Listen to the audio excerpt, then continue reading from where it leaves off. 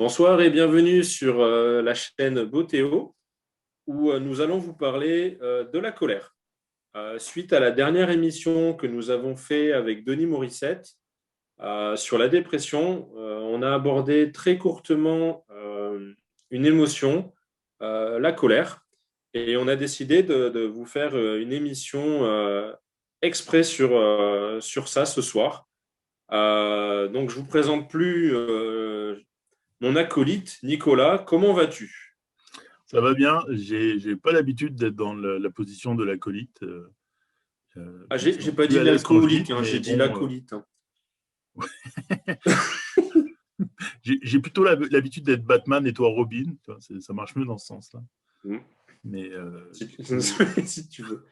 Oui, oui. Alors aujourd'hui, je prends un petit peu le lead sur la conversation, puisque par rapport à tes années d'études et ton expérience, j'ai pas mal de questions à te poser sur le sujet.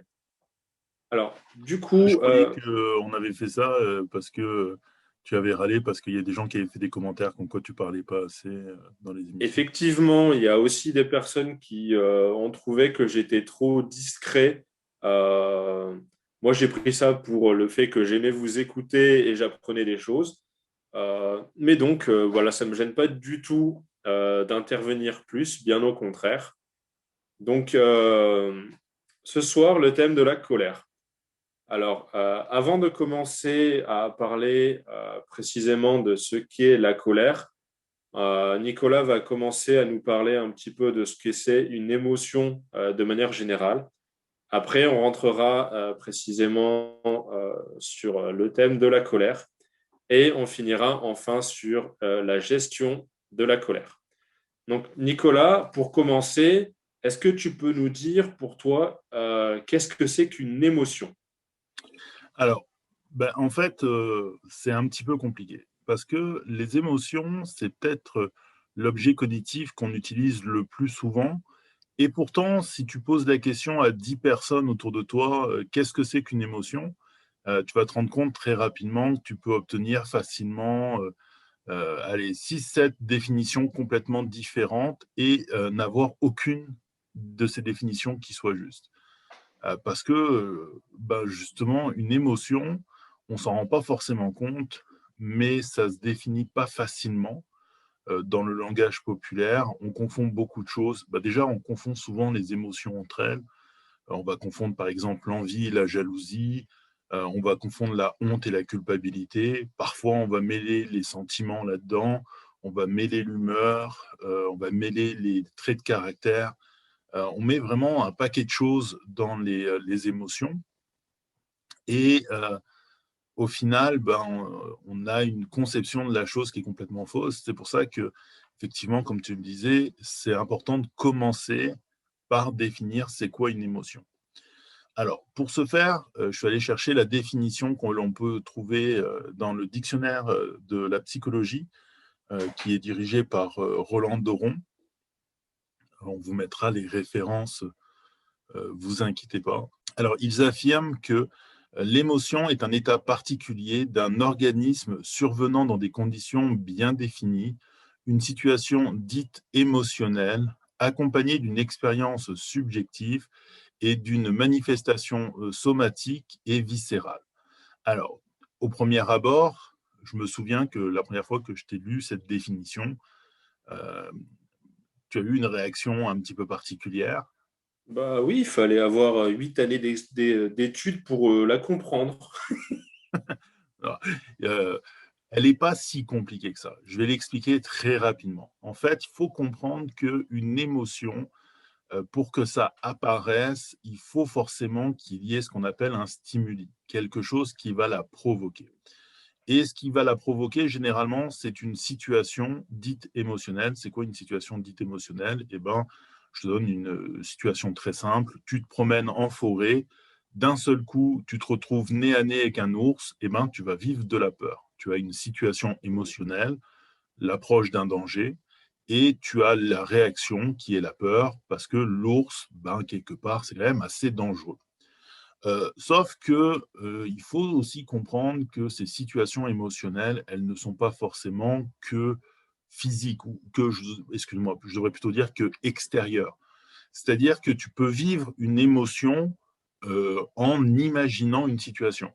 Par exemple, si tu imagines ce que ça ferait de te promener en forêt, de te retrouver nez à nez avec un ours, eh ben, tu peux vivre quelque chose qui représente la peur. Donc, c'est ça que dit cette définition. Ça prend, premièrement, quelque chose, une situation qui est dite émotionnelle. Donc, dès qu'il y a situation, il y a émotion. Et l'émotion, elle va se manifester de deux façons. Premièrement, on a une manifestation subjective qui est de l'ordre du ressenti. Donc, dans l'exemple que je te donnais, eh ben, tu sens un danger, tu as peur. Et souvent, tu vas avoir quelque chose qui va l'accompagner, qui est de l'ordre du corporel, du physique, une manifestation somatique et viscérale. Par exemple, dans le cas de la peur, tu as deux réactions assez typiques qu'on appelle le fly et le freeze, c'est-à-dire que soit ton corps se tétanise et tu ne bouges plus, ce que certains scientifiques vont appeler une réaction primaire, parce qu'on a l'impression que si on ne bouge plus, l'ours va se désintéresser de nous et il va s'en aller. Et le fly, qui est la fuite, c'est-à-dire que l'émotion va générer une énergie, tes muscles vont commencer à se mettre en mouvement, ton cœur va commencer à battre plus vite, ta respiration va commencer à se réguler, et donc tu vas pouvoir prendre un mouvement de course. Bon, dans le cas d'un ours, c'est mieux de pas trop courir parce que ça court plus vite que nous, ces petites bébêtes. Mais voilà, c'est ça que dit la définition. D'accord. Donc, on a situation, provoque une émotion, et l'émotion, elle se manifeste généralement de façon subjective et de façon somatique. OK? Une fois Très qu'on bien. a dit ça, il faut comprendre aussi que l'émotion, contrairement au sentiment et à l'humeur, elle est limitée dans le temps. Généralement, c'est une expérience qui va durer quelques secondes à quelques minutes, tant que ce qui provoque l'émotion est présent.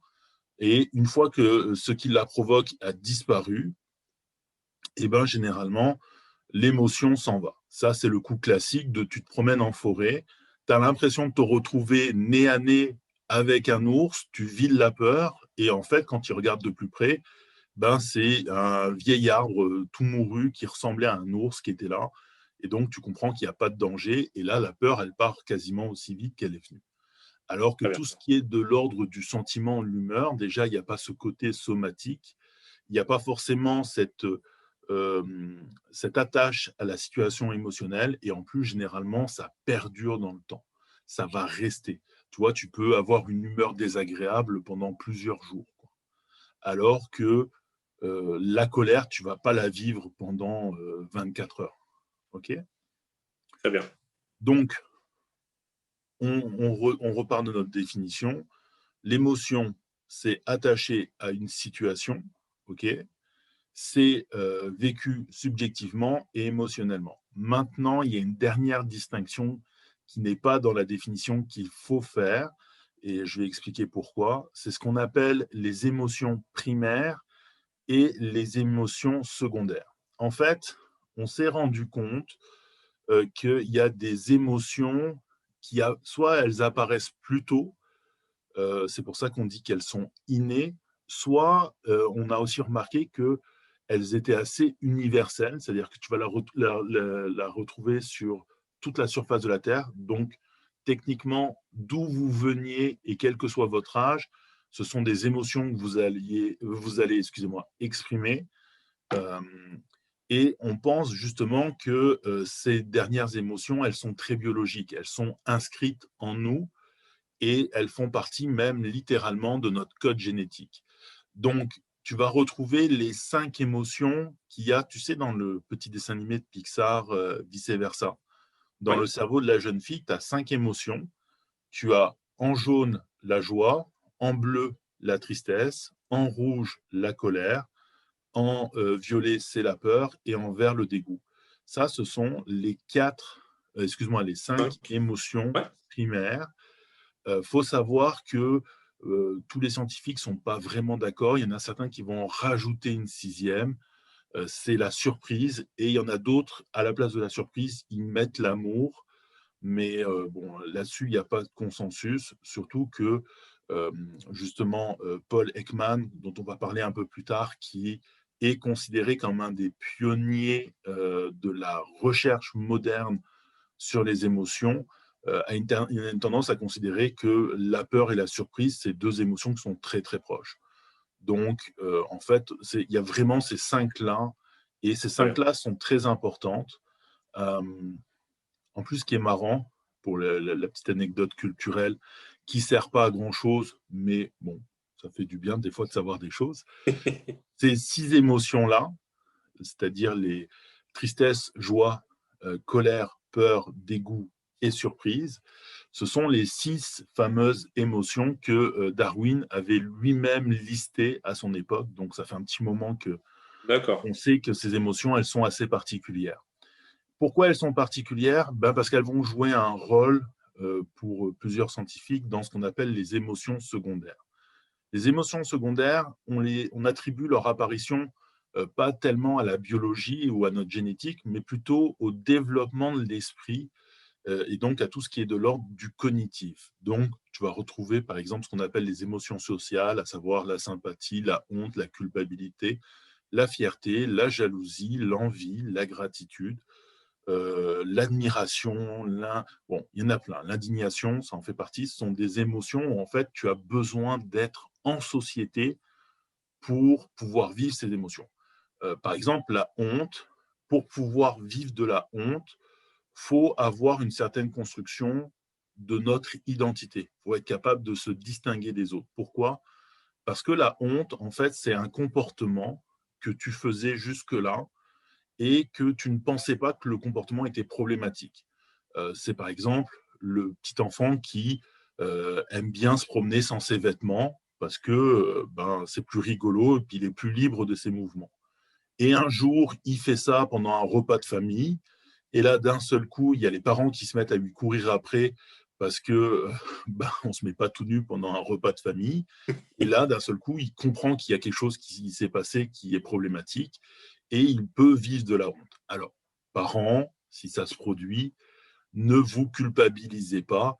Ça n'a rien de grave de vivre de la honte. Au contraire, ça permet à l'individu de pouvoir se réguler socialement. C'est une très bonne chose, même si c'est peut-être l'émotion la plus négative, celle qu'on aime le moins vivre. Mais tu vois, pour que la honte soit vécue, il faut déjà que l'enfant il ait une certaine conception de qui il est en tant qu'individu et qui sont les autres. Et ça prend forcément le regard des autres. Donc, par exemple, le Eh oui. regard de ses parents qui, pendant le repas de famille, le voient courir tout nu. Donc, tu vois, on est déjà plus avancé dans le développement de notre esprit.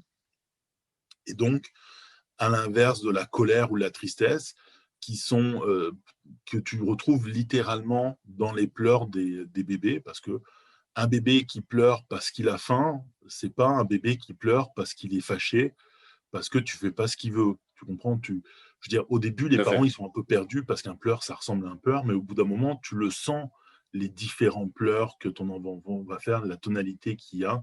Tu vas dire, ah, peut-être que là, il y a un problème, peut-être qu'il y a quelque chose qui se passe pas et tout ça. Donc, on est réceptif à tout ça. Et D'accord. en plus, je disais que les émotions primaires, souvent, on va dire que, par exemple, les émotions telles que, par exemple, le remords, elle est constituée de deux émotions primaires, le dégoût et la tristesse. Donc, on pense de plus en plus que ces cinq émotions que je t'ai citées au début, avec, si on accepte en plus l'amour ou la surprise, ça va teinter tout le reste de notre panel d'émotions sur beaucoup de choses. D'accord. Super. Donc voilà. Donc pour répondre à ta question, une émotion, c'est quelque chose qu'on vit par rapport à une situation bien particulière. Ça a une part de subjectif, ça a une part de somatique. Et il y a deux types d'émotions. Il y a les émotions qui sont biologiques, qu'on a dès le départ, les émotions primaires, et les émotions qui sont secondaires, Et tu vas voir que si à un moment donné, on traite, parce qu'on vient de dire que la colère était une émotion primaire, mais par exemple, une émotion secondaire, c'est plus compliqué. C'est justement, il y a tout un panel assez particulier. Et chose aussi intéressante, c'est que souvent, quand tu revis ou quand tu repenses à une situation que tu as vécue, par exemple, une situation où tu t'es grondé, excuse-moi, où Effet tu grondé. t'es engueulé avec quelqu'un, et ben justement, tu peux vivre plus facilement des émotions secondaires parce que justement, tu es dans l'ordre du cognitif et tu commences à réfléchir. Et là, tu peux dire, bah, je me sens coupable, j'aurais peut-être pas dû hausser le ton et tout ça, tu vois. Eh oui. Il y a ce cheminement, donc ces émotions secondaires, elles sont beaucoup plus cérébrales. D'accord, très bien. Merci pour cette définition. Mais du coup, à quoi elles servent les émotions finalement? Pourquoi on les Ouais, vit? ça, c'est la bonne question, parce que on vient de parler de réactions subjectives, on vient de parler de réactions somatiques, on vient de parler d'émotions plus complexes que les autres. Effectivement, pourquoi on a toute cette gamme émotionnelle-là? Pourquoi est-ce qu'elles sont si différentes? Ben, parce que, en fait, les émotions, ça va nous servir à beaucoup de choses. Bon, déjà, il faut comprendre que les émotions, c'est un communicateur. Ça donne des informations sur la situation que tu es en train de vivre. Si on reprend l'exemple de l'ours, ben, tu sais que tu es dans une situation de danger. Okay, et ça donne aussi ta perception de cette dernière. Toi, tu trouves la situation dangereuse. Peut-être que, par exemple, si toi et moi, on se balade en forêt, qu'on se retrouve face à face avec un ours, moi, je peux me dire, il y a danger. Toi, tu peux te dire, bah non, bah là, il est mignon, l'ours, je vais lui faire un gros câlin, tu vois. C'est ça? Ou il va Voilà. te manger toi plutôt que moi, ou je cours plus vite donc je Peut-être. risque rien. Ouais, peut-être, effectivement. Mais justement, l'idée, c'est que l'émotion renseigne sur ce que la personne voit de la situation. Oui, Pourquoi ça va être important?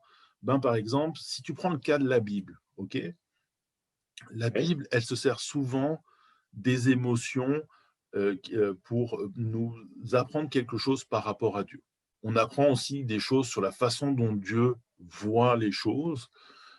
Dieu va vivre des moments de tristesse, il va avoir des moments de colère, et ça va nous apprendre justement comment est-ce que Dieu voit la situation. Ça donne des informations sur la situation.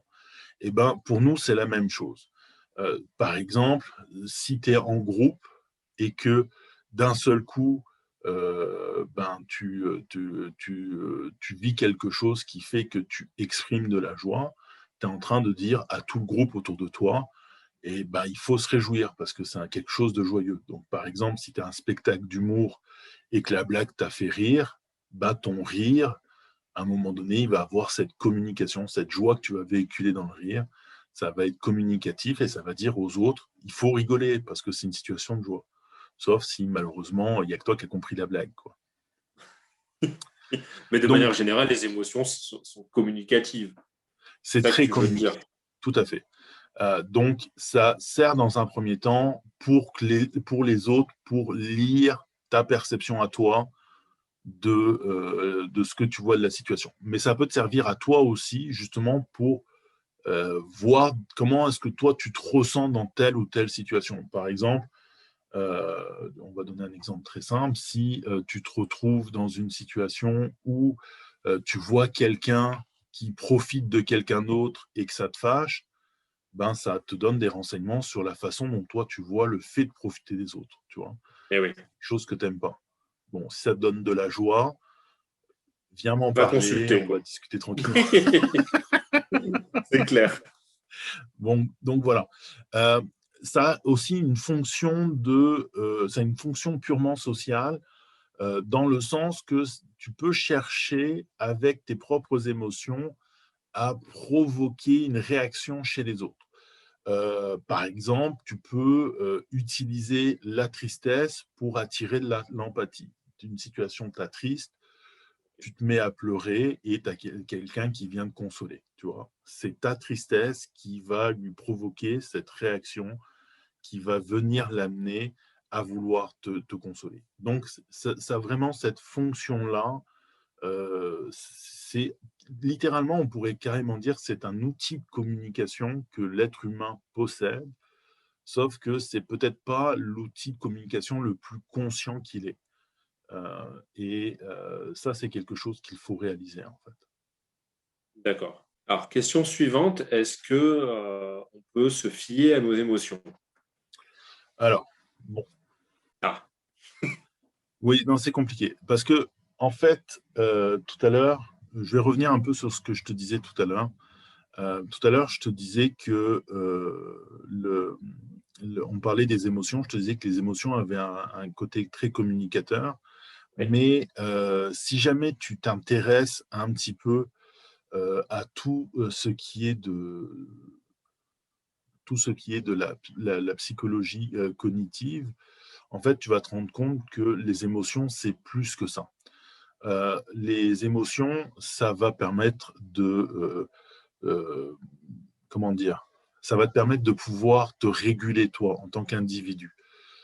Ça veut dire que par exemple, quand tu pleures, quand tu as de la tristesse, bah, tu décharges quelque chose, tu décharges un ressenti par rapport à la situation. Et c'est pour ça que d'accord. souvent, après avoir pleuré, tu te sens bien. C'est comme si quelque chose était parti.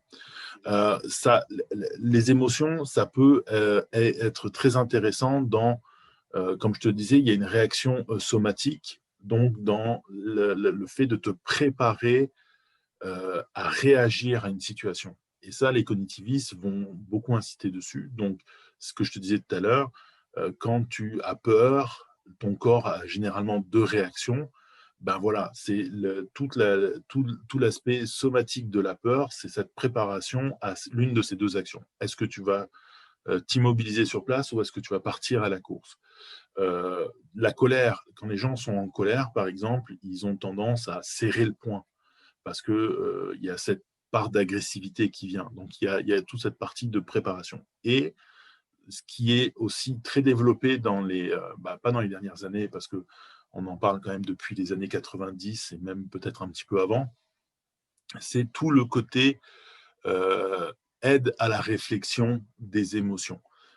Ça arrive essentiellement avec un auteur qui a écrit un livre qui est quand même assez célèbre, qui s'appelle L'intelligence émotionnelle, et c'est Daniel Goleman, parce que son livre est devenu un best-seller, qui explique que souvent, quand on mesure le QI, on ne mesure qu'une seule forme d'intelligence, et les émotions, elles, sont une autre forme. Et au travers de l'intelligence émotionnelle, en fait, ce dont il veut parler, lui, essentiellement, ce qu'il veut dire, c'est que les émotions vont t'aider à prendre des décisions, à avoir des raisonnements. En fait, il va se baser sur les écrits de Antonio Damasio, qui lui aussi a écrit un livre, donc là aussi on vous met les références en bas, qui est assez intéressant, qui est un peu plus dur à lire parce qu'il est plus scientifique, qui s'appelle L'erreur de Descartes, où justement il est en train de dire que parce que c'était une des conceptions de Descartes, c'était le fait de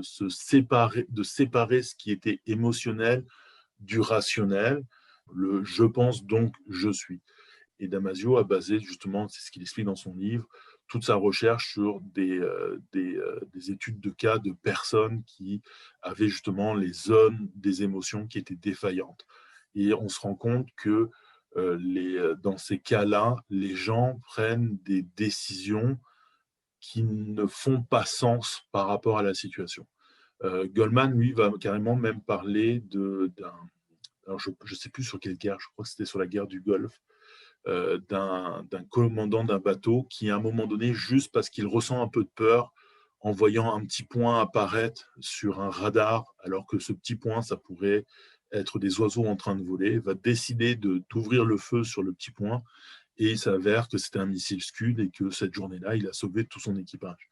Donc, D'accord. on voit qu'il y a un lien entre le cognitif et la raison qui est très fort, et que toutes les personnes qui ont tendance à dire oh, t'as vu tel individu, il est trop émotionnel, ben en fait, ils ne se rendent pas compte que cette personne-là qui pointe du doigt est peut-être plus raisonnable qu'ils le pensent, parce que justement, elle est capable de vivre avec ses émotions. Le problème, c'est quand les émotions débordent. Sauf que justement, cette suremphase des bienfaits des émotions a tendance à cacher quelque chose qui est que écouter ses émotions, c'est pas toujours très positif.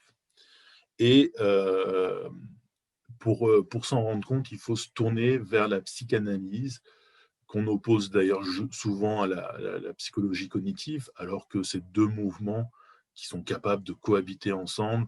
Et aujourd'hui, beaucoup de thérapeutes cognitifs comme Christophe André, qui est assez connu en France, font référence à des psychanalystes parce que justement, c'est deux façons de voir l'individu différemment.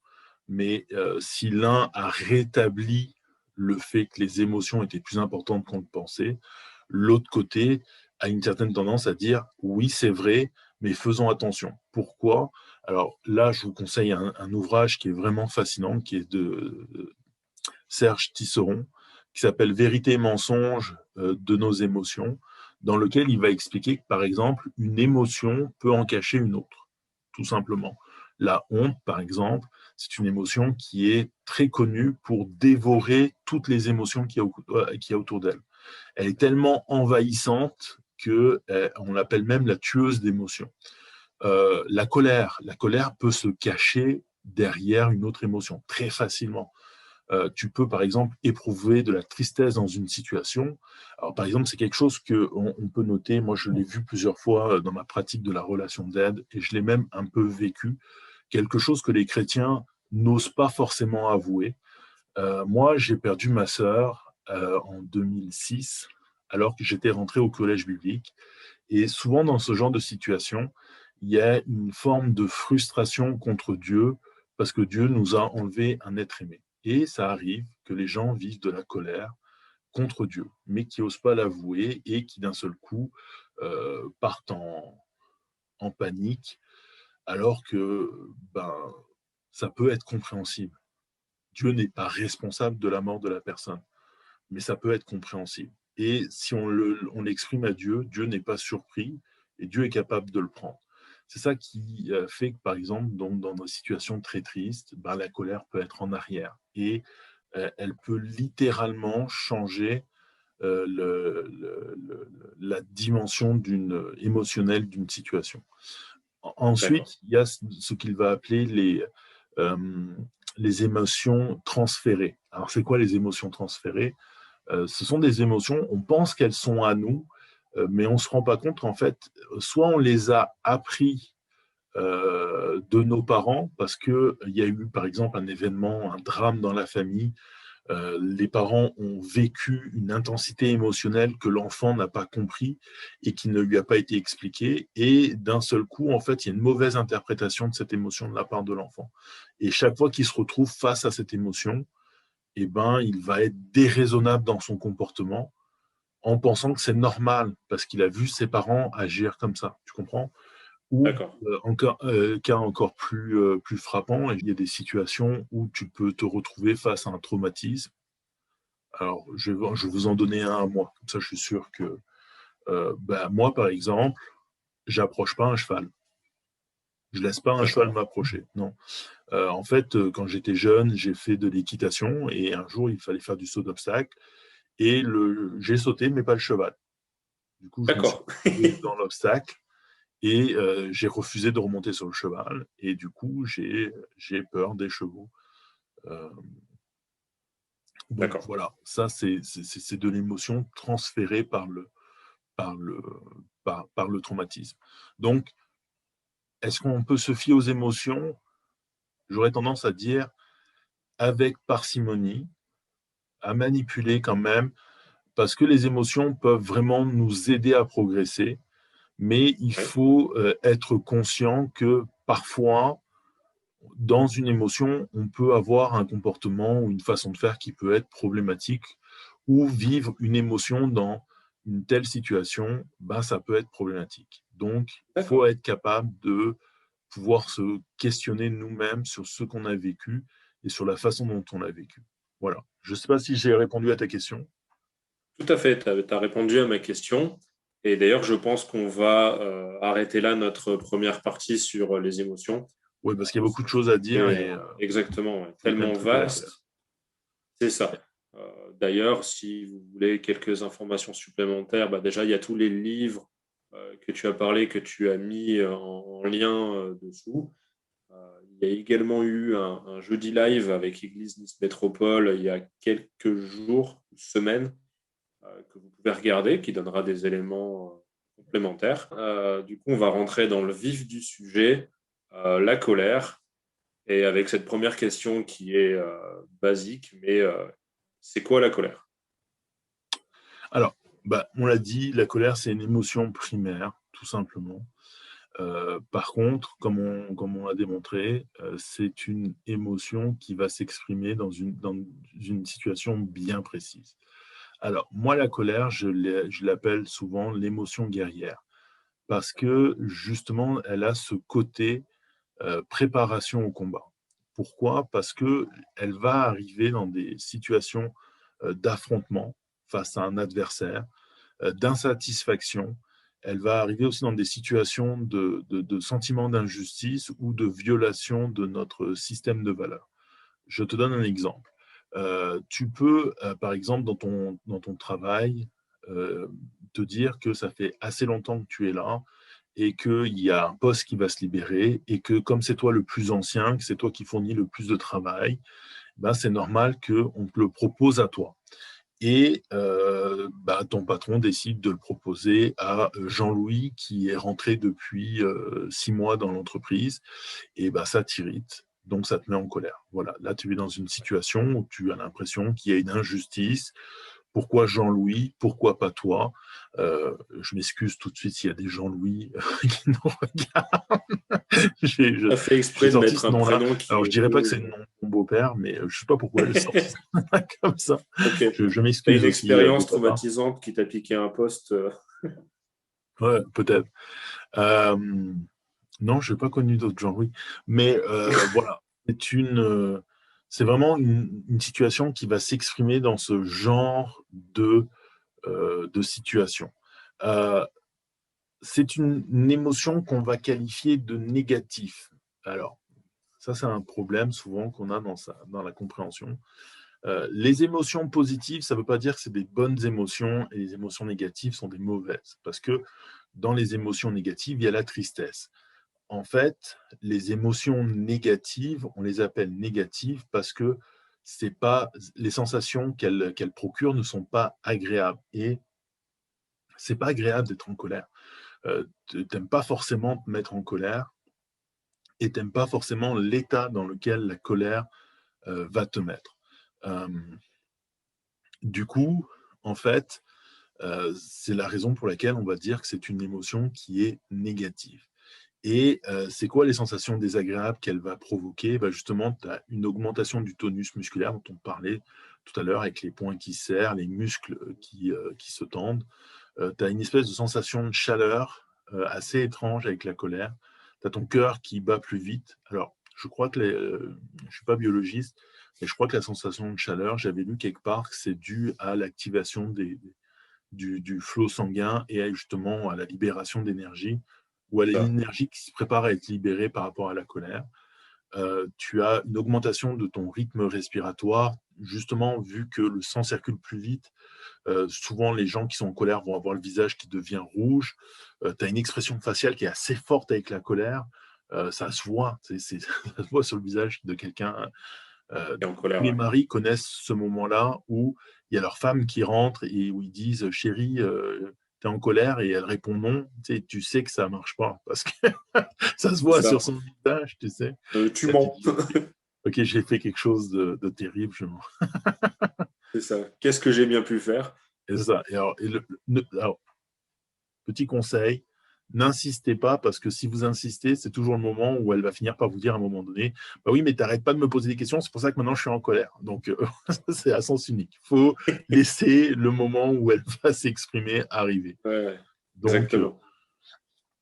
donc voilà, donc tu as toutes ces sensations-là. Et pourquoi tu as ces sensations? C'est parce que je te disais justement que l'objectif de la colère, c'est de te préparer au combat te préparer à renverser l'injustice.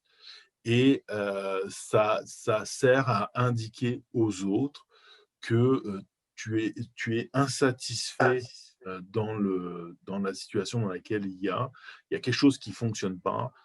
Tu te prépares au combat et très étrangement, c'est quelque chose qu'on n'a pas forcément l'impression que la colère peut provoquer. Et pourtant, c'est peut-être une des utilisations qui est primordiale dans la colère. C'est que si elle te prépare au combat, elle peut aussi te préparer à l'éviter. Comment? Ben, généralement, quand quelqu'un est en colère, il devient intimidant. Et justement, cette intimidation, c'est pour dire à l'autre, viens pas te battre. Tu vois? Donc, voilà, ça, c'est les trois fonctions de la colère, c'est-à-dire Et dire que tu es l'exemple que insatisfait, tu nous préparer disais à. en off, Tu disais, excuse-moi? pardon, c'est ce que tu me disais en off, le haka, par exemple, chez les rugbyman. Oui, voilà, tout à fait. Le haka est la meilleure représentation de l'objectif de la colère, la fameuse danse de l'équipe sud-africaine des All Blacks. Sud-africaine, qu'est-ce que je raconte moi? Oh là là, Ouais. Oh là, tu viens de. je viens de me tromper de continent. C'est ça, exactement. Là. Et t'as tous les Néo-zélandaise, Néo-Zélandais excusez-moi. qui vont t'en vouloir, là. Les All Si vous nous Blacks, regardez, les Néo-Zélandais, pardon. on s'excuse.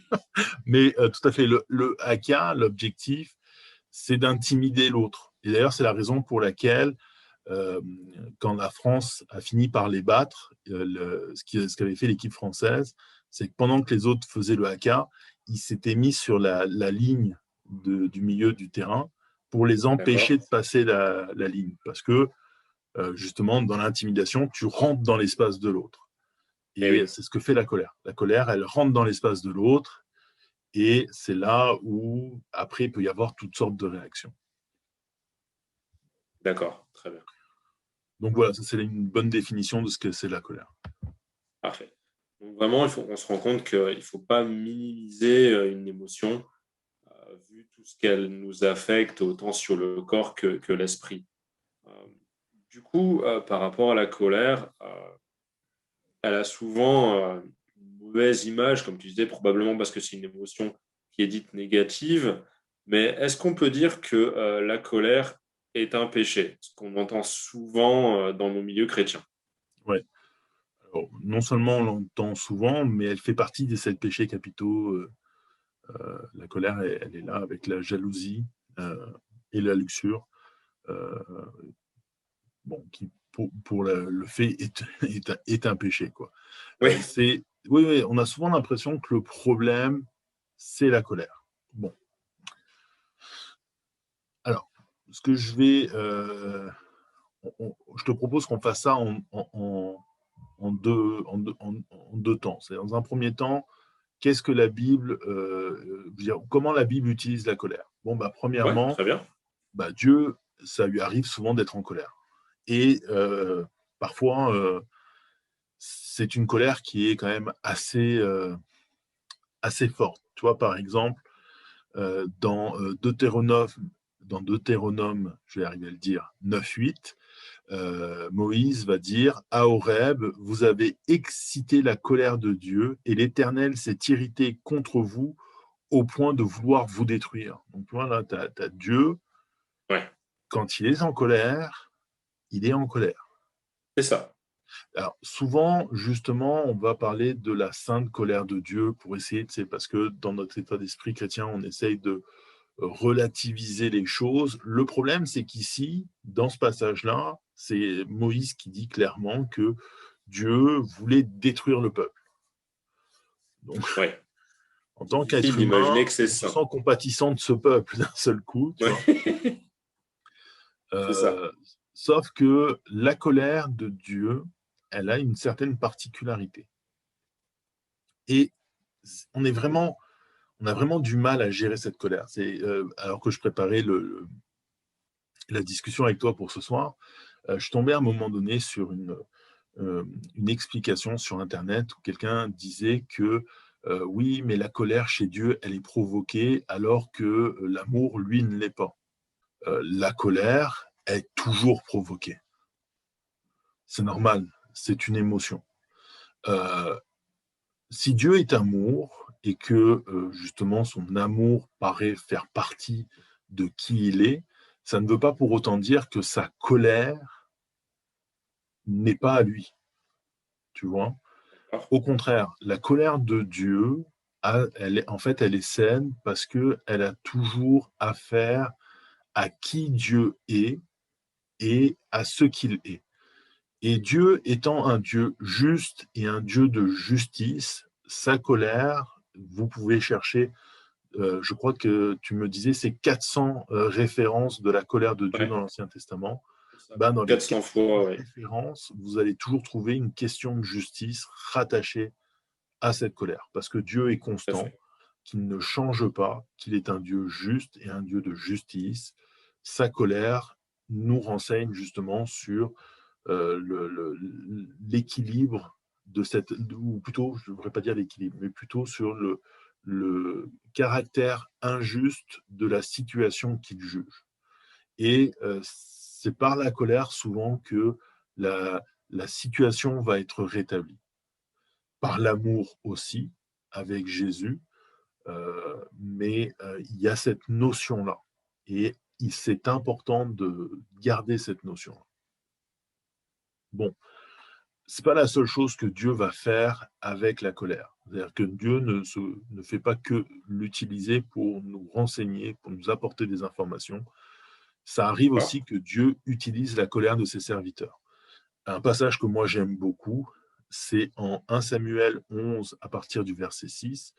L'auteur va nous dire: l'Esprit de Dieu vient sur Saül lorsqu'il entendit cela, et sa colère s'enflamma fortement. Il prit une paire de bœufs, les coupa en morceaux et les envoya par l'intermédiaire des messagers dans tout le territoire d'Israël en disant: si quelqu'un ne marche pas à la suite de Saül et de Samuel, ces bœufs seront traités de la même manière.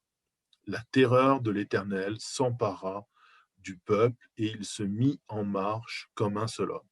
Alors, ce passage est fascinant.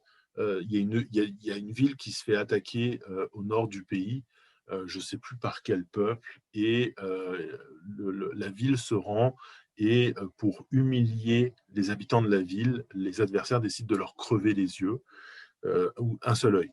Il les rend borgnes. Et quand Saül apprend ça, le texte nous dit l'Esprit de Dieu vint sur lui. Alors, des fois, on oublie que Saül, au début de sa vie, c'était vraiment un gars bien. Tu vois. C'était un gars qui Ouais. avait l'Esprit de Dieu avec lui. Et même dans le texte, on nous dit carrément sur lui.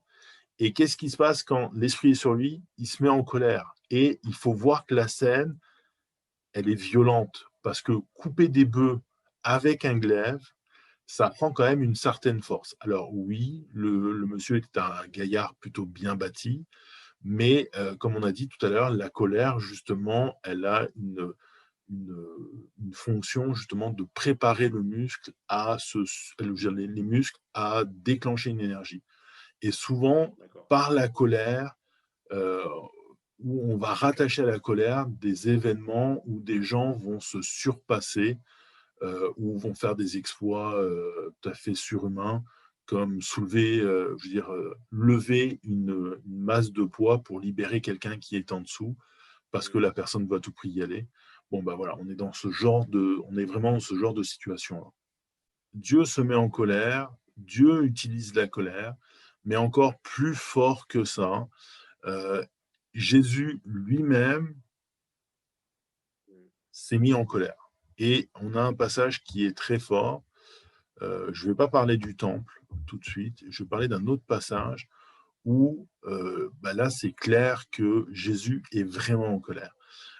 C'est en Marc 3, à partir du verset 1, l'auteur, donc Marc, va nous dire: Jésus entra de nouveau dans la synagogue. Il s'y trouvait un homme qui avait la main paralysée. Ils observaient Jésus pour voir s'il le guérirait le jour du sabbat. Donc, ici, c'est les pharisiens, c'est toute la clique qui était tout le temps derrière Jésus, qui C'est ça. cherchait à le piéger. C'était afin de pouvoir l'accuser. Jésus dit à l'homme qui avait la main paralysée: lève-toi là au milieu. Puis il leur dit: est-il permis, le jour du sabbat, de faire du bien ou de faire du mal, de sauver une personne ou de la tuer? Mais ils gardèrent le silence. Alors il promena sur eux un regard de colère. Et là, tu sens la tension de l'instant. L'auteur va donc, il promena sur eux un regard de colère et, peiné de l'endurcissement de leur cœur, il dit à l'homme, tends ta main.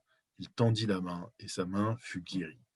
Donc là, tu as vraiment Jésus qui est fâché dans la situation. Et c'est dur de dire qu'il ne l'est pas, tu vois. Ouais, c'est assez clair dans le texte, quoi. C'est très clair.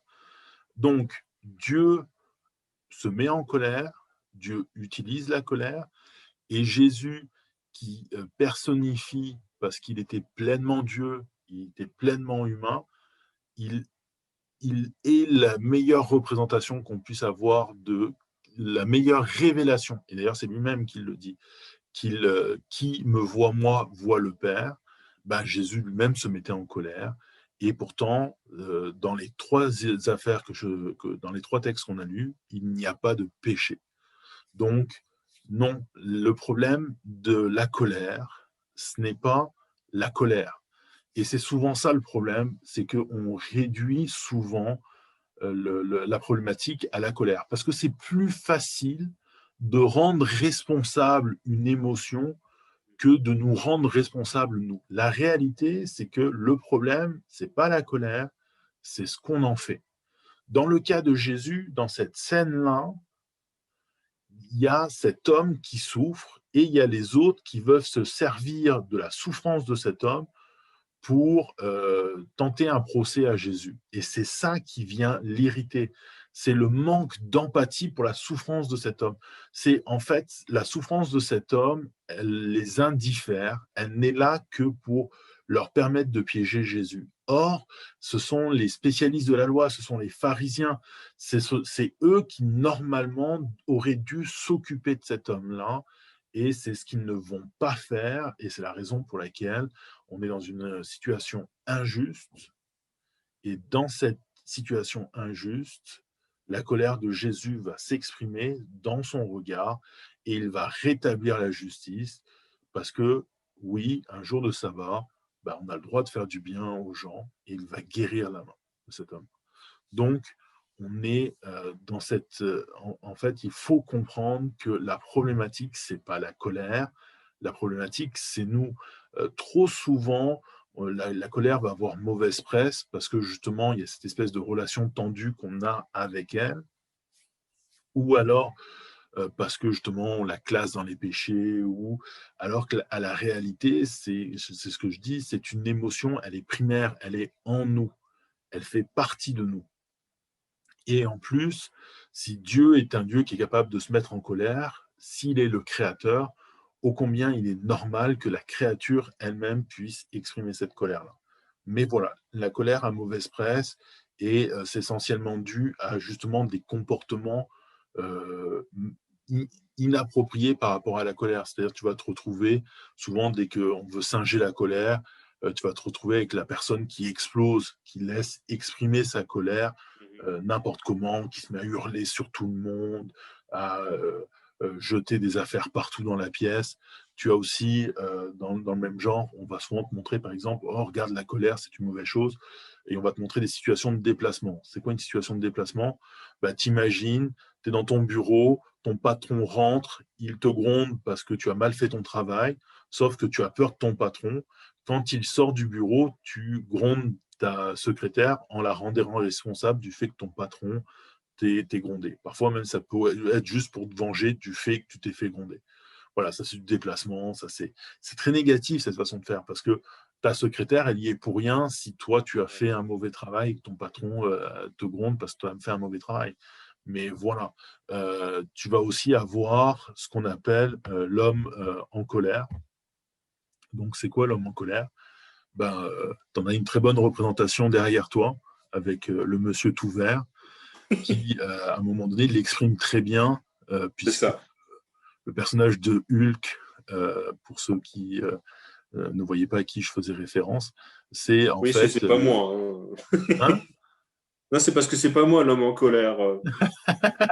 Non, mais le personnage de Hulk, c'est en fait un être humain qui, quand il est en colère, se transforme en monstre tout vert et détruit tout.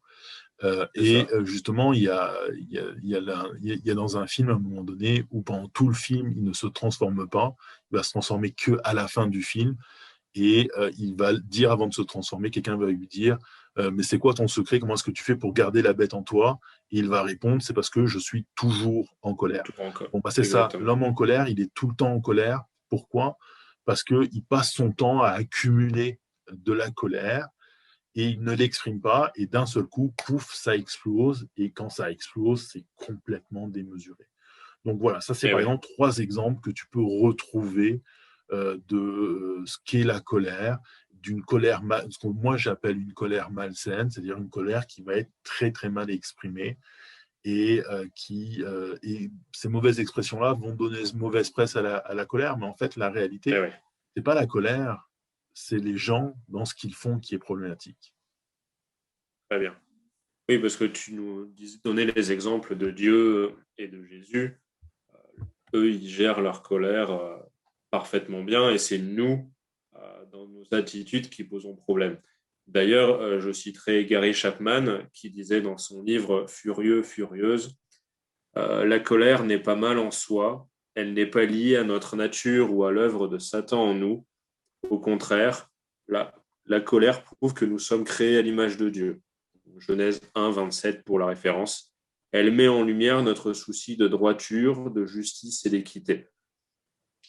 Donc, du coup, pour résumer un petit peu ce que tu viens de dire sur la colère, euh, donc, je reprends, hein, la colère, c'est une émotion, c'est pas un péché. D'ailleurs, Paul, dans Éphésiens 4, versets 26 et 27, nous dit si vous vous mettez en colère, ne péchez pas. Que le soleil ne se couche pas sur votre colère et ne laissez aucune place au diable. Donc, Paul nous dit bien que, il nous dit pas, pardon, de ne pas se mettre en colère, c'est impossible. Par contre, il nous demande de ne pas pécher quand nous nous mettons en colère.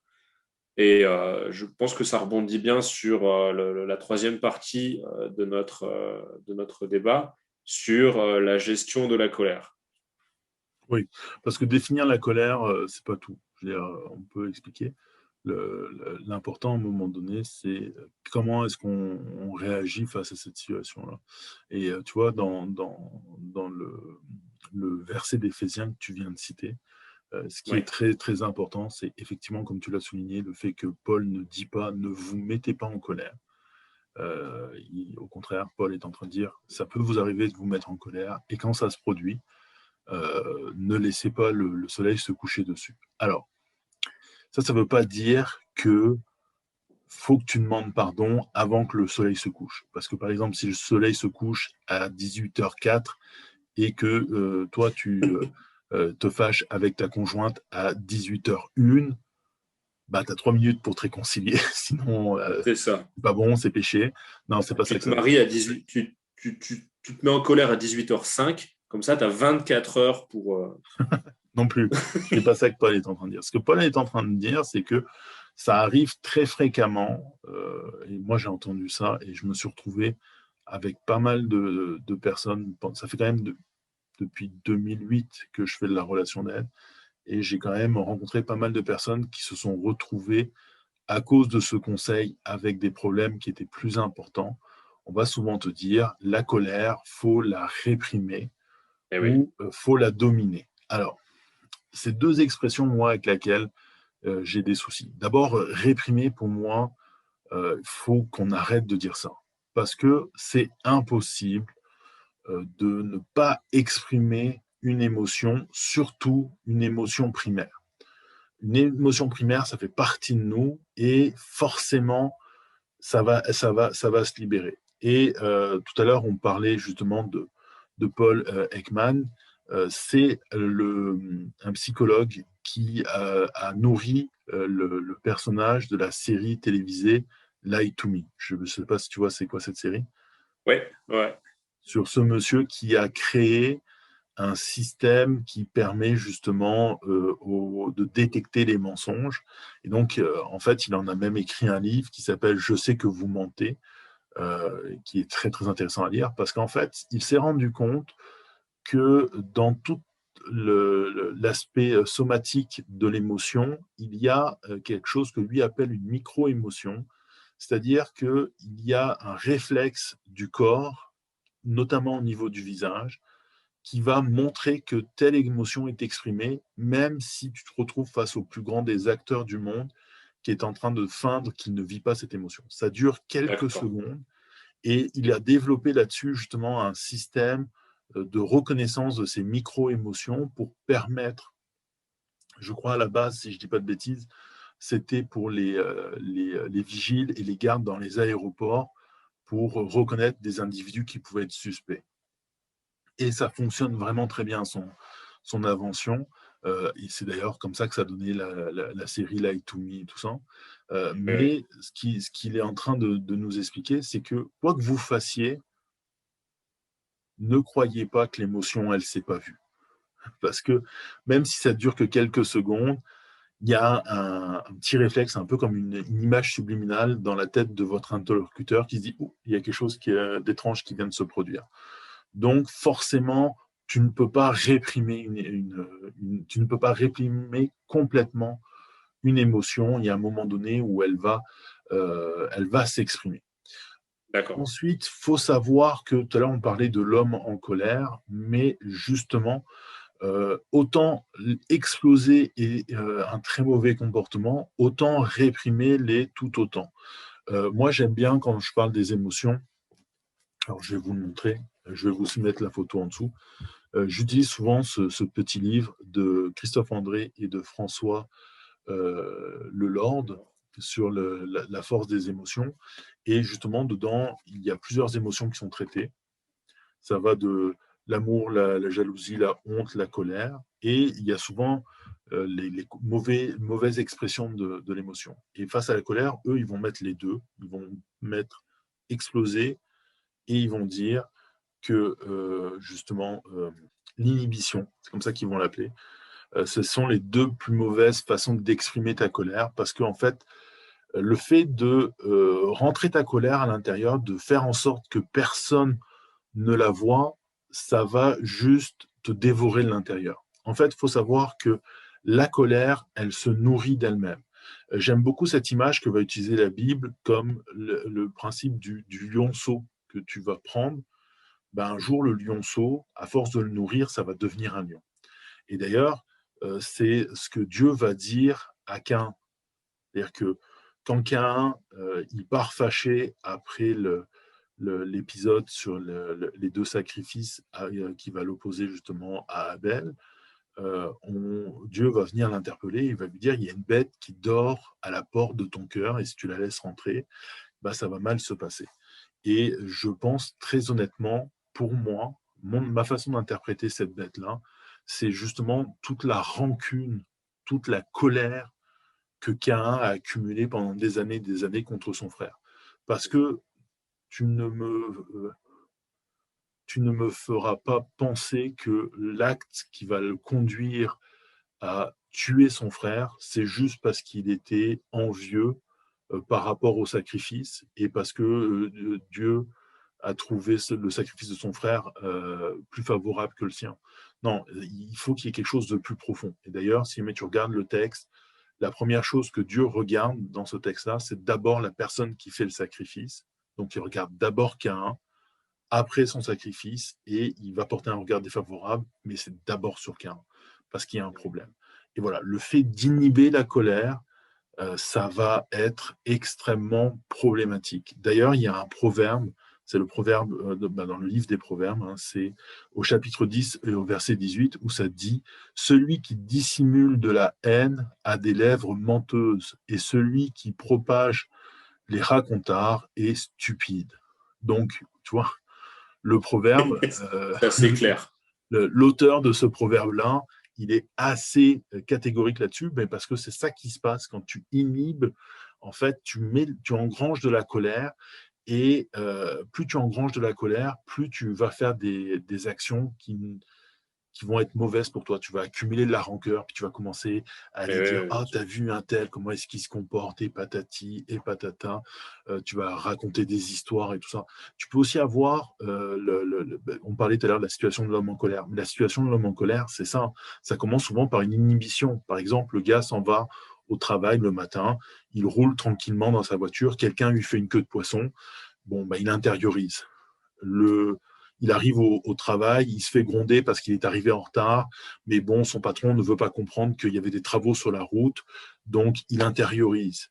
La journée ne se passe pas bien, les clients ne sont pas agréables, il intériorise. Le soir, il rentre chez lui, le dîner est froid sur la table, et là, il se met à exploser, les enfants se cachent sous la table, sa femme s'en prend plein la figure. Bon, voilà. Ça, c'est ce qui se produit souvent à Eh force oui, de vouloir ne pas exprimer la colère. Euh, très bien.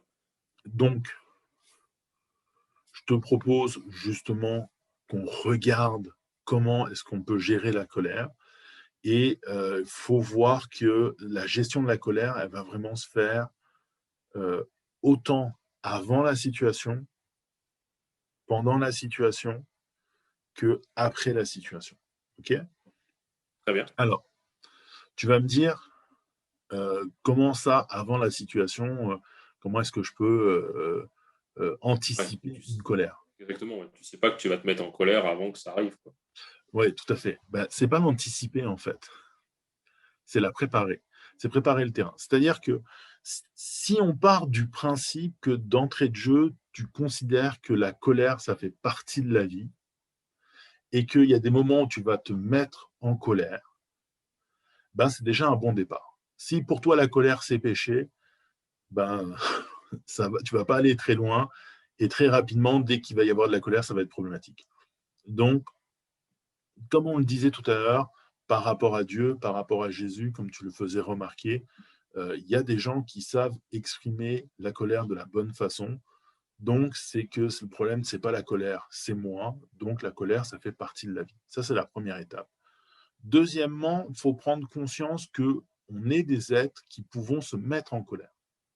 La colère fait partie de la vie, mais moi aussi, je peux me mettre en colère. Et si je peux me mettre en colère, il faut que je sache comment bien diriger ma colère. Parce que la colère, ça a fait des grandes choses. Ça a permis à des œuvres sociales, comme la Croix-Rouge, comme l'Armée du Salut, de voir le jour. C'est souvent des révoltes contre une société qui ne prenait pas soin de ceux qui en avaient besoin, un peu comme Jésus dans le texte qu'on a lu tout à l'heure. Et en utilisant l'énergie fournie par cette colère, justement, les individus ont été capables de renverser la vapeur. Mm. Donc, je suis capable de mettre en colère. Et la troisième chose, c'est faut partir du principe qu'on tolère les gens. Les gens ne sont pas forcément tous mauvais. Même si on le pense, ce ne sont pas tous des imbéciles, ce sont des êtres humains comme nous.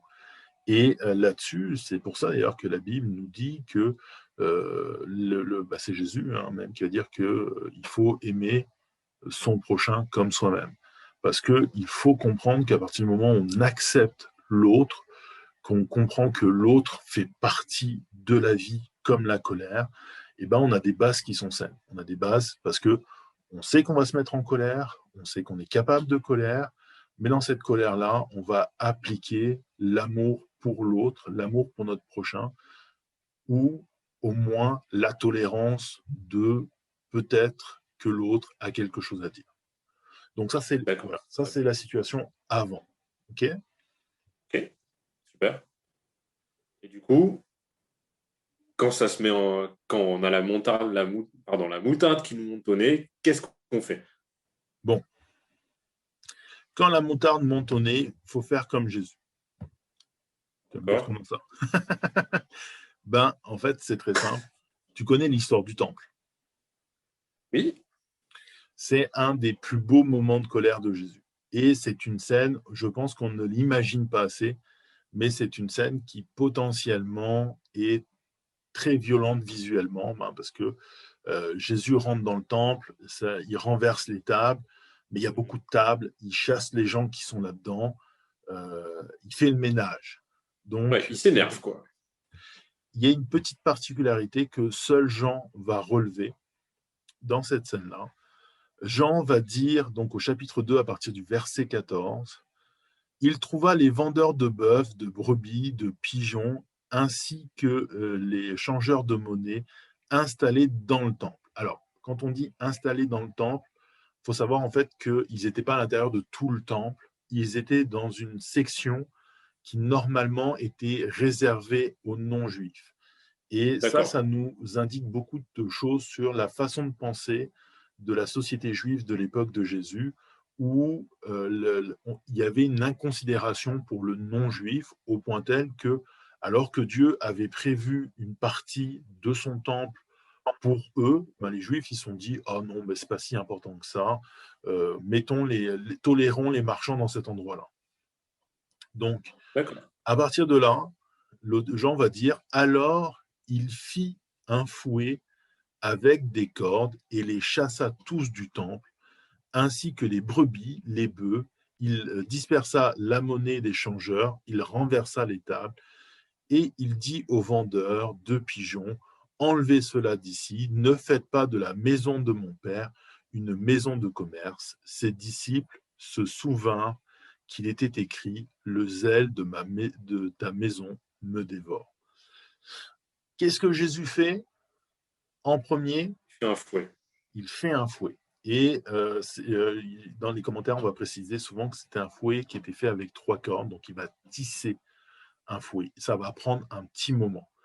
Il arrive dans la situation génère la colère, il ne l'exprime pas tout de suite, il prend d'abord du recul. Et ça, c'est très important. Donc, comment on gère la colère? La première chose à faire, c'est faut éviter de garder le silence ou d'exploser. Faut éviter ces deux situations-là.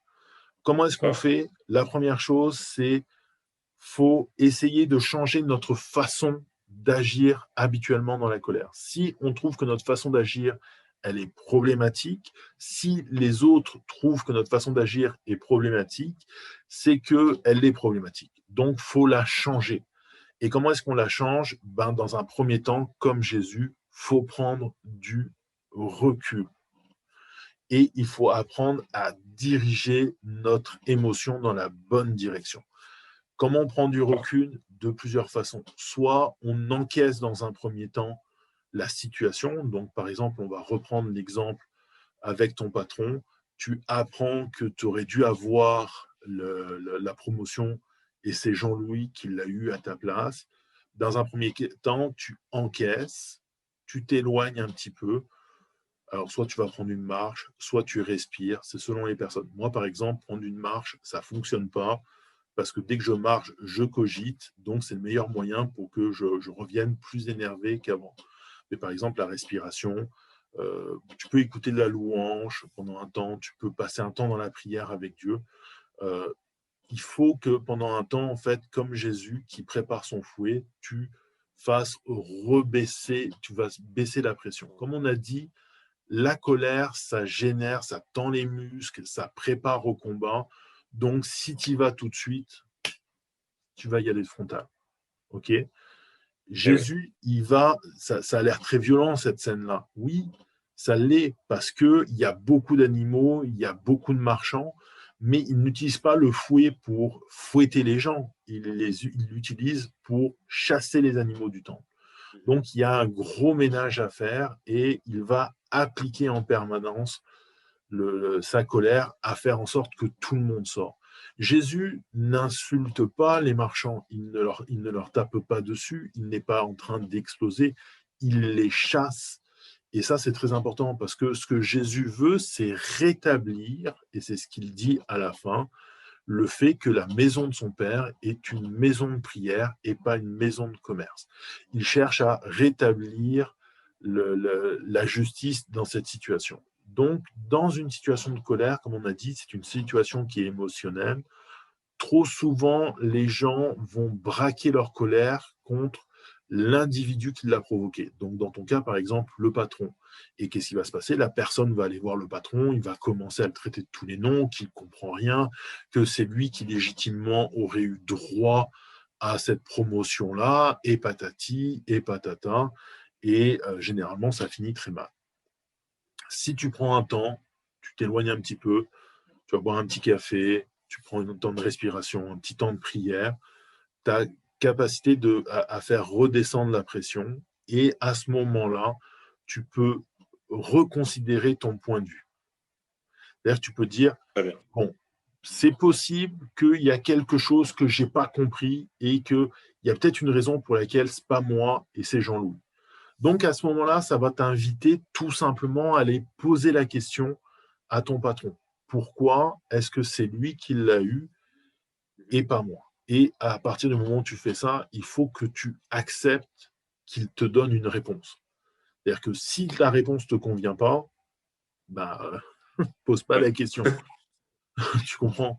On n'est pas dans un système de résolution, ça va tout réenchaîner. Non, il faut que tu te dises, la réponse, potentiellement, elle peut ne pas me plaire, mais peut-être que ça ne veut pas pour autant dire, excuse-moi, qu'elle n'est pas logique. Donc, il faut vraiment changer sa façon de penser. Très Il faut bien. faire preuve de souplesse, il faut accepter que parfois les gens peuvent se tromper. Par exemple, c'est possible que ton patron il te dise, ben, je pensais que la promotion ne t'intéressait pas. Et c'est pour ça que je l'ai donné à Oui, Jean-Louis. Parce que je oui, pensais que c'est tu aurais important d'avoir tous les éléments, quoi. Voilà. Il faut accepter la critique. Par exemple, ton patron peut dire oui, mais non. Tu vois, pour cette fonction-là, faut telle caractéristique et toi, tu ne l'as pas. Je suis Eh oui. désolé, c'est ton point faible. Donc, s'il y a une autre promotion dans un autre domaine, tu l'auras. Parfois, on ne se rend pas forcément compte, mais par exemple, dans une situation comme ça peut être à cause de nous. Par exemple, moi, j'ai connu quelqu'un qui était fâché une fois contre son patron parce que pour une histoire exactement celle que je te raconte, il s'attendait à avoir une promotion, il ne l'a pas eu, il était fâché après son patron. Heureusement, il ne l'avait pas exprimé contre lui, mais le soir, il donnait un coup de main à notre pasteur jeunesse pour la réunion de jeunesse et tout ça. Et moi, à l'époque, j'étais déjà passé en relation d'aide et je leur donnais aussi un coup de main cette soirée-là. Et justement, il me dit, ah, je peux te parler et tout. Là, je suis vraiment fâché après mon patron. Il m'explique la situation. Et je lui dis, mais as-tu posé la question à ton patron de pourquoi il ne te l'a pas donné? Il me dit, Oui. bah non. Je dis, bah, c'est peut-être la première chose que tu devrais faire. Et donc, le lundi, il y va. Il lui pose la question. Et en fait, son patron, il lui dit, bah, écoute, ça fait plusieurs fois que toi et moi on discute et à chaque fois tu dis que tu veux pas de responsabilité. Donc je vais pas te donner un poste qui demande plus de responsabilité. Voilà, C'est ça. il avait voulu faire preuve d'une espèce d'humilité Et qui ouais, lui a ouais. coûté la promotion. C'est Et en ça. Et fait, réfléchir à son patron qui aurait dû être en colère, c'était contre lui-même. bien sûr. Donc voilà, il faut être capable de justement pouvoir faire preuve de cette souplesse, de se dire bon, potentiellement, c'est possible que les autres fassent des erreurs. Vous savez que dans toutes les situations, notamment dans les situations de travail, vous avez toujours ce que j'appelle la politique des pieds. C'est-à-dire que bah, si votre patron ne vous respecte pas ou qu'il ne voit pas le travail que vous faites et tout ça, bah, vous pouvez toujours changer de travail. Il faut être ouvert à la critique. Il faut être capable de peser le pour et le contre. Et un truc qui est très important, c'est dans une situation de colère, il faut à tout prix penser à diminuer toutes les causes d'irritation. C'est-à-dire que si tu es dans une situation tendue, euh, la colère, elle va forcément s'exprimer de façon exagérée. Donc, par exemple, si tu sais que, je te cherche un exemple comme ça, mais par exemple, si tu si es en train de gronder ton garçon parce qu'il a fait une bêtise, et qu'en arrière, il y a le son de la télé qui hurle, et que généralement, c'est quelque chose que tu n'apprécies pas, je pense que la plupart des êtres humains ne l'apprécient pas, ben voilà, tu risques de déborder et ça risque d'être à cause de la télé. Donc, D'accord. diminuer les sources d'irritation, c'est baisser le son de la télé. Euh, Si en voiture, tu n'es pas parlable, ben, arrête-toi sur le bas-côté, sors et, et une discussion. Donc, il faut vraiment enlever toutes ces zones-là. Et quelque chose qui est très important, c'est qu'il faut parfois accepter la frustration. C'est-à-dire que si, si tu te retrouves dans la situation de Jésus, Jésus va faire son fouet, il faut qu'il accepte la frustration que va lui faire vivre la colère de ne pas pouvoir agir tout de suite, mais d'abord de commencer par préparer son fouet. Dans ces conditions-là, si tu acceptes pendant un temps d'être frustré pour, comme on dit en français, reculer pour mieux sauter, eh ben, tu vas voir que ta gestion de la colère, elle va être beaucoup plus simple. Donc, on enlève tout ce qui est source d'irritation, on fait preuve d'ouverture de pensée, on prend du recul et surtout, on reste, et ça c'est le plus important, on reste en permanence focusé sur la situation et non sur les individus. D'accord. Si la source de la colère est un individu parce qu'il vous insulte ou quoi que ce soit, Ouais. ben c'est que peut-être que la situation n'est pas résolvable. Et dans ce cas-là, faut apprendre parfois à se dire, il n'y aura pas de résolution à cette situation-là. Cet individu est juste méchant. Je laisse Et Dieu ouais. s'en occuper. Tu vois. D'accord. Et comme tu donnais l'exemple du patron qui ne donne pas la promotion, quand tu disais qu'il faut accepter la frustration, ça peut être que Jean-Louis, bah, c'est le beau-fils et que c'est absolument pas juste, Oui. mais il te prend le poste. Et ça, du coup, bah, t'as rien à y Oui, faire. ou alors ça peut être le copain du copain C'est ça. qui débarque là. Et voilà, oui. Non, il faut se rendre compte que dans la vie, il y aura des situations qui seront frustrantes. La dernière fois, je citais Ouais. Scott Peck, mais c'est une réalité. Dans la vie, il y a des moments qui sont difficiles, il y a des moments qui sont frustrants. On ne peut rien y faire et il y a un moment donné où il faut lâcher prise. Et lâcher prise, c'est juste dire cette situation ne se résolvera pas. Je vais faire preuve de, je vais accepter la frustration qu'elle génère chez moi et je vais laisser Dieu s'en occuper. Et c'est là où apparaît la troisième partie, celle que je te disais, parce qu'on a vu avant la situation, on a vu quand une situation de colère arrive. Maintenant, quand la situation, tu sais qu'elle ne sera pas résolue ou que tu l'as résolue, une chose très importante à faire, c'est à dire adieu à sa rancune. Parce que tout à l'heure, je ne l'ai pas dit, mais le fait de ne pas exprimer sa colère, ça peut générer de la rancune. Et la rancune, ben, ça, comme je l'ai dit, hein, ça, c'est ce petit lion qui va te dévorer de l'intérieur petit à petit. Et quand tu fais de la réconciliation de couple, tu te rends compte que souvent, les deux couples, ils arrivent dans ton bureau de relations d'aide avec chacun leur gros classeur rempli de dossiers et Ça. ils passent leur temps à dire en 1999, tu as fait ceci, en 2015, tu as fait cela. C'est épuisant. Ça demande une énergie incroyable, pas pour le thérapeute, mais pour eux De se rappeler tout de ça. trimballer en permanence ce dossier-là. La rancune, ça dévore de l'énergie. C'est pas quelque chose qui va être utile. C'est pas quelque chose qui est intéressant à transporter. Donc, on est mieux de l'évacuer et à un moment D'accord. donné dire Dieu, je te remets ça entre tes mains. Et voilà, prends ça. Il faut savoir que quand on est en colère, l'une des meilleures choses à faire, c'est de le confier à Dieu à travers de la prière. C'est ce que faisait David. David, dans tous ses psaumes, il y a toujours des passages où fracasse les dents de mes ennemis, va leur arracher dans la bouche les dents. Il y a aussi le moment où tu as le peuple qui est à Babylone et ils se mettent à chanter ce chant tout à fait joyeux de fracasse le crâne de leurs rejetons contre des pierres. Enfin, c'est gai. Alors, Ouais. c'est pas des prières que Dieu exécute. Ouais. Mais D'abord, c'était la façon qu'avait David de voilà, libérer la pression. c'est la façon de se libérer. Ça, c'est la psychanalyse qui l'a mis de l'avant. C'est ce qu'ils appellent le principe de catharsis. La catharsis, c'est quoi? C'est justement de libérer dans quelque chose d'assez fort. Et en fait, le fait de libérer sa colère dans un moment de prière, c'est beaucoup plus positif que d'aller frapper un punching ball. Parce que des fois, tu peux aller frapper un punching ball et ça va t'exciter encore plus, Et oui. ou de jouer à Call of Duty, ou des choses comme ça. Parce que justement, Dieu, il n'est pas étonné que tu sois en colère, il a accepté la colère de David, il acceptera la tienne parce que, comme on a dit tout à l'heure, il ne change pas. Voilà. D'accord, très bien. Alors, c'est vrai que tu nous donnais des exemples de la gestion de la colère. Jésus, d'ailleurs, il a dû faire face à de nombreuses reprises à la colère des autres.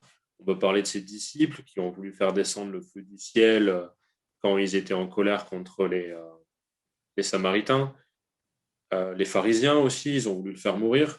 Du coup, tout ce que tu nous dis là sur comment gérer la colère avant, pendant la situation, est-ce que c'est utile pour gérer la colère de quelqu'un d'autre? Parce que tout ça, tu nous parles de la colère à nous. Comment on gère la colère des autres? Alors, non, c'est pas utile pour gérer la colère des autres, tout simplement parce que la colère, c'est quelque chose qui est très personnel. Euh, D'accord? le seul moyen, alors, il y a deux cas dans lesquels vous allez chercher où vous allez vous retrouver en situation de devoir gérer la colère des autres. C'est parce qu'elle s'exprime contre vous. Donc, à ce moment-là, généralement, vous allez pouvoir gérer votre colère. Mais vous ne pourrez pas faire grand-chose d'autre pour la colère de la personne qui est en face de vous, sauf de chercher à le raisonner. C'est tout. D'accord. D'expliquer. Si par exemple vous faites preuve de respect, donc imaginons par exemple, on reparle de la situation où ton patron se met en colère contre toi. Si toi, tu lui dis que tu ne comprends pas pourquoi il est en colère contre toi, qu'il t'explique un peu plus et que tu fais preuve de respect envers lui, et surtout que tu lui parles sur un ton calme, tu vas voir que généralement, les gens, ils vont redescendre d'un ton. Si vous Oui, montez d'un ton, l'autre en face, il va monter d'un ton. Vous allez monter ça. d'un ton. Si à un moment donné, il y en a des deux qui va devoir céder. Euh, Par contre, si vous redescendez d'un ton et que vous parlez très calmement et très posément, ça a tendance à faire baisser la pression de l'autre. Et juste dire, écoute, je ne saisis pas, je ne comprends pas. Des fois, la seule façon de gérer la colère, comme je le disais, c'est de vous retirer. Moi, ça m'est arrivé de me retrouver dans une situation comme ça, où je me faisais accuser par quelqu'un. Il y avait des gens qui étaient là. Et Jésus dit, écoute, je pense qu'on ne peut pas se parler là. La situation, elle n'est pas faite pour parler là. Il y a trop, comme je disais tout à l'heure, il faut enlever des irritants. J'ai dit, écoute, on se parlera plus tard et je suis juste parti. Eh oui. Des fois, tu n'as pas le choix. Il y a d'autres Mais c'est moments pas où vous allez devoir gérer évident la dans colère une. des autres. Excuse-moi, tu voulais dire? Ouais, je te disais, c'est pas évident, effectivement, quand une personne se met en colère, de ne pas se mettre en colère soi-même. Ça demande Oui, un petit peu de maîtrise de soi. D'ailleurs, je parce que crois c'est qu'il y a un l'émotion verset hein, guerrière. dans. C'est l'émotion guerrière. Donc forcément, C'est lui, ça. il est en train de t'attaquer. Toi, tu vis une injustice parce qu'il t'attaque. Donc tu réponds par l'attaque. Donc c'est attaque sur attaque sur attaque. Et Bah, ouais, selon ouais. le tempérament. Parce qu'il y en a certaines personnes qui vont s'écraser. Mais voilà, c'est effectivement, si tu es tempérament à faire front, tu vas faire front. L'autre cas où tu vas pouvoir te retrouver à devoir gérer la colère de quelqu'un, c'est si un de tes amis à côté de toi il se met en colère de façon déraisonnable. Bon, bah là, il y a pas grand-chose à faire à part essayer de le ramener à la raison. Mais là, il faut voir parce que certaines personnes n'aiment pas trop qu'on leur parle dans ces cas-là. L'inciter peut-être à aller prendre une marche ou quelque chose comme ça. Mais on ne peut pas faire. Je veux dire, si la personne ne veut pas travailler sa colère, vous ne pourrez pas la travailler pour lui. Euh, Devenir, vous, plus habile avec votre colère ne vous rendra pas forcément plus habile avec la colère des autres, parce que finalement, on est tous des êtres humains. Et c'est pour ça que je dis que parfois, le mieux, c'est pas perdre le combat, parce que, bon, en fait, ça n'a pas vraiment de sens dans la vie de dire, bah, je me suis disputé avec quelqu'un, j'ai perdu le combat. Ben, ok, oui, et voilà. Ouais. Je veux dire, si ça n'a pas aucune incidence, autant laisser la victoire à l'autre et simplement dire à Dieu, bah, écoute, tu rétabliras. Tu sais, parfois, parfois, il y a des situations qui peuvent blesser, qui peuvent être tristes. Parfois, il y a des colères qui peuvent être dues à des situations familiales ou à des choses comme ça. Euh, de- oui, mais des fois, justement, de laisser le combat et de laisser ça entre les mains de Dieu en disant, pour ma santé à moi, je préfère mieux ne pas continuer à me prendre des coups, à rentrer dedans, parce que il y a des études très sérieuses qui cherchent à mettre en évidence le fait que, par exemple, l'accumulation le fait de réprimer de la colère ou d'accumuler trop de colère contre des personnes, ça peut influencer la santé des gens. Donc, Oui. ne vous bousillez pas la santé pour des histoires. Des fois, lâcher prise, remettre ça entre les mains de Dieu est peut-être la meilleure solution. Oui, effectivement, quand parfois la personne en face, elle veut pas être raisonnée ou la situation Mm. enfin, est, entre guillemets, impossible à gérer. Il y a un verset dans Romains 12, les 19 et 21 qui dit: Ne vous vengez pas vous-même, bien-aimés, mais laissez agir la colère de Dieu. Car il est écrit: C'est à moi qu'appartient la vengeance. C'est moi qui donnerai à chacun ce qu'il mérite, dit le Seigneur. Et il continue même en disant: Mais si ton ennemi a faim, donne-lui à manger. S'il a soif, donne-lui à boire. Car en agissant ainsi, tu amasseras des charbons ardents sur sa tête. Ne te laisse pas vaincre par le mal, mais sois vainqueur du mal par le bien. Je crois que ce verset résume un petit peu, enfin, il conclut bien, je dirais, Tout à fait. euh, le débat. Tout à fait. Oui, parce que de faire du bien à celui qui te veut du mal, généralement, ça va le changer lui. Ouais, Et de toute façon, Dieu est tout-puissant. Donc, faut mieux avoir affaire à un homme qu'à Dieu. Donc, quelque part, remettre ça entre les mains de Dieu, c'est voilà, il va s'arranger avec l'autre personne. Et puis, c'est ça. écoute, Et de puis nous, toute du coup, on est façon, libérés voilà. de ce qui De toute pourrait façon, nous il faut nuire. toujours se demander est-ce que ça en vaut vraiment le fait que je laisse ma santé là-dessus. Et vous allez voir que la plupart du temps, non, ça en vaut pas le coup. Bon, bah écoute, bah, c'était sympa hein, d'avoir échangé nos rôles là-dessus. Je pense que ça risque d'être l'émission la plus longue qu'on ait faite. Ah. On avait beaucoup de Pourtant, j'ai choses à pas été dire. trop bavard quand même, hein. Bah, voilà, si on était trop long, c'est de ta faute, tu parles trop. C'est ça. On Bon, va bah, avoir des tu commentaires coupes. inverses maintenant. Exactement. Tu couperas au montage quand tu parlais trop, c'est tout. Non, tu me laisses mes interventions. Et ben, je te propose que euh, bah, de dire au revoir à tout le monde et Ouais, on se retrouvera pour un prochain sujet. On aura cette fois-ci une invitée. une invitée, On va ouais. parler de nutrition et d'image de soi. Donc voilà, on se retrouve dans 15 jours. Allez, bonne soirée à tout le monde et bonne soirée à toi, Bonne Greg. soirée. Bonne soirée, Nico. Bah, À dans bonne 15 soirée si c'est le jours. soir, sinon bonjour, bon moment, Suivant bonne quand est-ce que vous continuation. regardez, Allez, effectivement. bye! Bonne fin de...